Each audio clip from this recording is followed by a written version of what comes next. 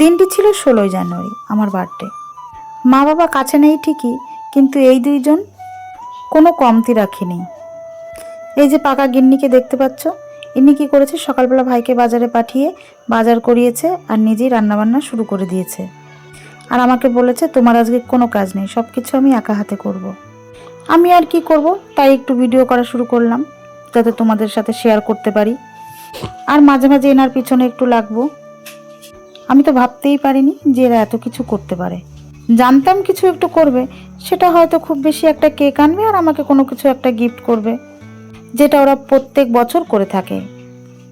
কিন্তু এবছর যে আমার পছন্দের খাবারগুলো ওরা রান্নাবান্না করে আমাকে সাজিয়ে দেবে, এটা একদম আমার মাথার মধ্যে ছিল না। মাথাতেই আসেনি যে ওরা এগুলোও পারে। আজকে যেহেতু আমার সংসারে কোনো কাজ ছিল না, সংসার জীবন থেকে ছিল আজকে ছুটি। মাঝে একটা পার্লারে কাজ এসেছিল, তাই করে নিয়েছিলাম।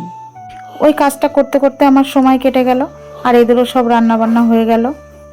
আর এই যে আমার ননদিনী এসেছিল স্কুলে মেয়ে নিয়ে, এসে ও আটকা পড়ে গেছে, ওকেও আটকে দিয়েছে যে না পিসি তুমি কোনোভাবেই আজকে যাবা না। কেক রান্নাবান্না এগুলো তো ঠিক ছিল, কিন্তু এইবার চললো ডেকোরেশনের কাজ, যে জিনিসটা আমার একদমই অজানা ছিল। ভেবেছিলাম আজকে আমার জন্মদিনে একটু ভালো মন্দ রান্না করব, ওদের খেতে দেবো, এটাই স্বাভাবিক। কিন্তু ওরা যে এই ডেকোরেশনও করবে, এটা আমার একদমই জানা ছিল না। তোমরাই বলো, আমি কি সেই ছোট এখনো আছি যে এই ডেকোরেশন করে তারপরে কেক কাটতে হবে? আর ওই যে যে জামাটা পরে আছি, এই জামাটাও ওরা আমাকে গিফট করেছে। জানি আমি অনেক বড় হয়ে গেছি, আর এইসবের বয়সও এখন আর নেই। তারপরেও একটা কথা বলবো, সত্যিই ভালো লেগেছে। আমি ভাবতেই পারিনি ওরা আমার জন্য এত কিছু করতে পারে।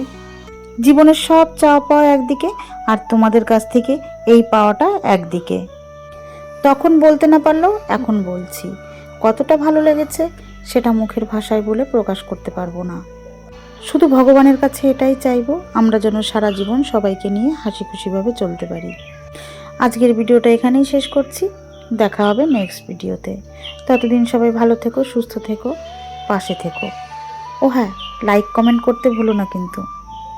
ভিডিওটি কেমন লাগলো কমেন্টে অবশ্যই জানিও।